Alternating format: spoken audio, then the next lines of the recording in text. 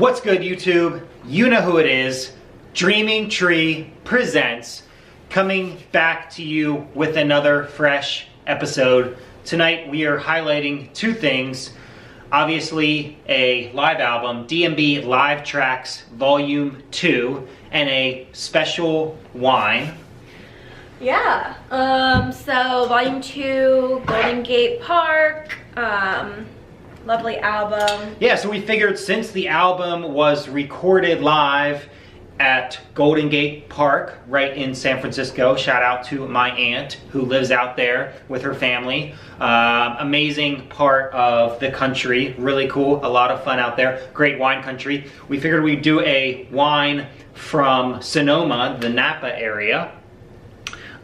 This is from Sonoma County. This is the 2015 Decoy by Duckhorn, brand Cabernet Savignon. And we are going to open up and give it a shot. It's the 2015, so probably you could age this a little bit, a few years maybe. But anyway, it's probably ready to drink now, so we're gonna give it a shot. Yeah, so, what was I gonna say? I'm gonna read the specs. Oh. This is 89% Cabernet, 9% Merlot, 1% Petit Syrah, and 1% Petit Verdot. Actually, we just learned that in the United States, a wine only has to be 75% of the grape to be considered that variety. So this one's, 89% Cab, not too shabby. And then this, I guess, this is a very, reasonably priced wine. Yeah, this is their value brand. Value, yeah. So this is from the same brand as Duckhorn, which is a very premium wine brand. So it's definitely like your top tier, and then this is for, this is their value brand. Your drinkable, everyday, affordable wine. Generally has really good reviews.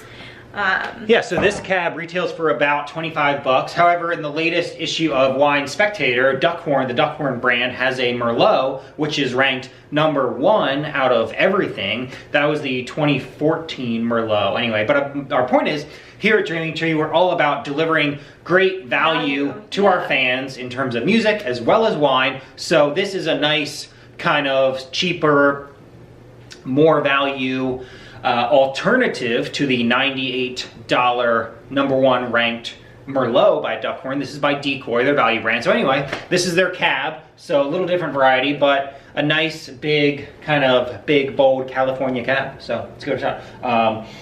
Nice, a lot of kind of blackberry and currant on the nose. Yeah.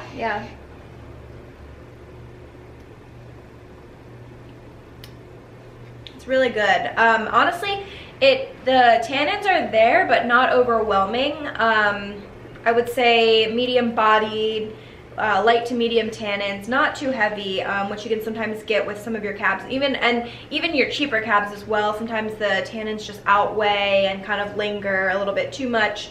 But this is very, very drinkable. Really smooth too. Yeah. That's the #1 thing we always find. Yeah. Once you step up from that $10, $15 range up to the 25, this retails for about 25. Once you step up, the #1 thing you will see is smoothness. The smoothness is greatly You pay $10 increases. more, and you don't need. That's what you're paying for, the smoothness. You don't need to eat a meal in order to enjoy this wine. Where sometimes, with your heavier reds, you need a meal to kind of break up what's going on. But this is really just drinkable on its own. Yeah. But in general too, like me, I don't mind a cheap cab that's real earthy and gritty, and kind of you feel that earth in the back of your mouth. You feel that kind of dirt taste. I kind of like that. I know it's not for everyone, but I like it myself. But anyway, with this, you don't really get that at all, which I don't really mind, but you don't get it all. It's really smooth. You don't get that lingering. You still get some tannins, but you still have the earthiness there, and like I said, it is I would say light to medium tannins, but it's not like. Yeah, it's not overwhelming and killing like the actual taste of the wine.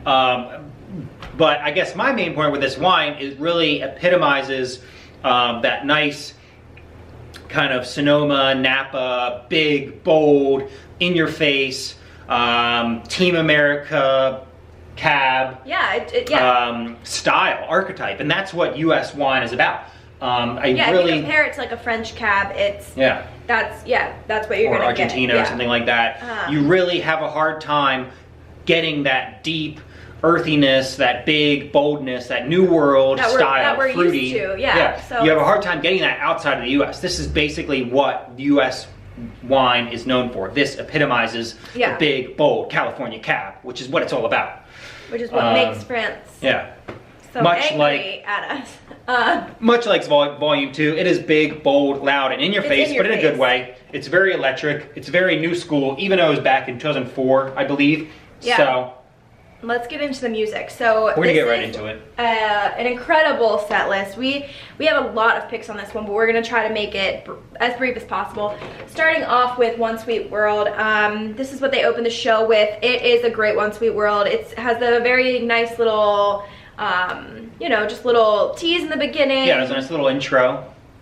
And just in general, great One Sweet World. Yep. And then just another highlight, just to kind of throw it out there, it's really cool when they do, anyone seen the bridge, when they do that into Pintala. It's a really seameless transition. Anyone see the bridge, and then it literally goes right into Pintala, which goes into Rapunzel. This is one of my favorite all-time Rapunzels of you know, out there. I almost feel like they should just like name it as all 4 songs, because it is actually seamless. It just goes right through. It's really smooth to listen to. It's a classic high energy Rapunzel. And sticking with the energy, super high energy, we have Joyride, which is a pretty rare one, which we love. You don't hear that often. Hopefully they bring it back this summer. But anyway, amazing version of Joyride. Not much else we need to say about that. I mean, you just don't hear it very often. Yeah, so when you hear it, it's just it's a really fun song. I really enjoy it. And I feel like I don't really listen to it that much, and that's why I love this album, because it highlights a lot of songs that that aren't like your go-to. I mean, it has a lot of classics on it, but then we're going to talk about a lot of other rarities. Well, also, too, I think there's a little bit of a political undertone in Joyride. Oh, definitely. Some of the lyrics, guns and gasoline, we're going to save the world, which we're going to talk about a little later. It's very ironic, it's sarcastic, and a little later about Jimmy Thing, we're going to talk a little bit about George Bush's influence on this concert. We are in San Francisco. It's a little out there, a little liberal, so we're going to get into it a little bit later, but not right now. Keep going. Next we have 41, which is a really great 41 in general. Lots of jamming, and then at the end 41. It's crowd driven every day, which is interesting because they kind of let the crowd drive it into that, even though they probably already know they're going to play it in their encore. They let the crowd dictate that, and they go along with it, which I feel like sometimes when the crowd is trying to get things going, Dave will sometimes ignore the crowd and do his own thing. Based on what he wants, but here I feel like you can really tell that he is really just feeling the crowd, he's just feeling that, he's gonna go with it, even though they know they're gonna do Every Day Later, which I think is interesting, that he still goes with the crowd. No, he's just enjoying the ride. The crowd is really highlighted on this album, so I think that's a great example of it right there. This is your quintessential 41 into Everyday. We love it. Hopefully they bring it back this summer. Boom, moving on. Lionel Graves, solid. We just talked about it in our last episode, highlighting Boy. Check it out. So we're not gonna stay too long on it. Stone, great version of it. Really fun, really good version. Dave does kind of like a little like improv, like slightly different verse at the end, where you don't get the crowd singing. And I think at Carter's outro, his drumming thing at the outro, I think isn't that when Dave does he does like a separate scat for the outro. That's what I'm talking about. Instead of getting Can't Help Falling in Love, you get a fun, so it's unique, because you always want to hear that fun crowd participation. It's what you kind of listen for on the Stone, but you get something different on this one, which I think is another. I think this was before they even started the whole Can't Help Falling in Love with You. But anyway, great version of the Stone. Check it out. One of your favorites coming up next. So this Loving Wings is my absolute favorite. I mean, obviously you don't hear it on a ton of albums, not played at a lot of concerts.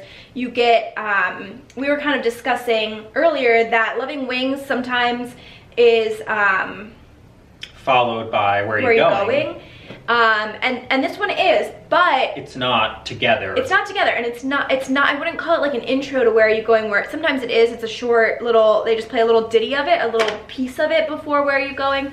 And that's not the case here. It's a standalone song, it's a 7-minute Loving Wings, and it's incredible. You have, the brass on it is just so good. So they play the song through, and then you have like, so that's like a 3.5-minute song, and then you have like 4 minutes of just like lovely, like jazzy brass. This is where it really highlights Leroy's sound for me. Yeah. It's just lovely. There's no other way to like describe it. And you get a little, Leroy plays a little Somewhere Over the Rainbow tease, really subtle. Yeah. About 15 seconds. Yeah, and this is a great kind of just moment to just sit back as a fan and just say, wow, because think about it, there was so much energy in this first part of the set list. You know, One Sweet, Joyride, Liner Graves, Stone, but then Loving Wings, it really slows it down. Dave just says, hey, you know what, I'm gonna take it back a second and just, you know, slow it down for a second and let everyone just take a deep breath, hold on to their loved one, you know, do a little slow dance or something, but just really just slows it down, which is an awesome part of the Yeah, but it also, but there's so much energy in that brass. Like, that's what I love about it. It's just like, if you have not listened to this, you're missing out. Definitely my favorite. Yeah, I mean, I would say this could be the definitive version of Loving Wings. It definitely is. I mean, it's so unique. Definitive counter at home, #1. Anyway, moving on. Hello Again. I like to call it a little screamo action because Dave gets into it. He really jacks the energy up after Loving Wings. I think it comes directly after Loving Wings, or after Where You Going. After Where You Going, but who cares about that? Great version of Hello Again. Really got that nice bluegrass twang, which we love from Boyd. Not R.I.P., but anyway, hopefully he's doing okay. Hopefully, you know, the summer will go on. But anyway, great Hello Again. Amazing song. Again, one of those rare ones that you don't really hear again, but hopefully they bring it back a little bit. We'll see. Anyway, great song. Yeah. So, moving on to an amazing Jimmy thing. Which, again, we're going to talk about it on Ants Marching. It talks about the political scout, or DMB Almanac, I think. But anyway, it talks about the political scat. And this was, I guess it's 4 years into Bush's term. And it's September 20. Yeah, the war in Afghanistan. I think Iran is probably just starting. You know, getting in. Yeah, just starting. There's just a lot of dissent. There's a lot of backlash. There's just a lot of social unrest, which is, you know, which really it culminates and kind of comes to a head in San Francisco. Obviously, there's a lot of political activity in San Francisco, which is great. But Dave is really political too. Yeah. So it's just this is just a great opportunity for him as a songwriter to say, hey, you know what? I'm going to take a few minutes and say my views, but kind of say them in an understated way through Jimmy Thing. Yeah, I mean, and it's just like, with that scat at the end, the improv, it's very similar, Jimmy Thing, to the Central Park concert. Yeah. Really solid, really long, and it's really fun. You know, you get that, you just get the unexpected at the end, and then and then that goes into the For What It's Worth outro, which is also really fun. But also, like we were talking about earlier, the For What It's Worth outro, I don't think it really started until Bush was president. So maybe Bush was the inspiration for that outro. Yeah, I mean, Dave saying, "Hey, what the heck is going on?" Yeah, he adds politics into his who knows? Songs. So. You know, who knows what the 2018 Jimmy Thing outro could be? They just did "Sexy MFer" on Saturday night at the Super Bowl night before, but who knows? The 2018 Jimmy Thing could evolve into something else with Trump in there. But anyway, moving on. So this next 4 songs, three, Santana comes on stage, Carlos Santana, amazing musician. Yeah, I mean, this is also just kind of what makes this show and this live tracks just so unique. You have that extra added electric sound.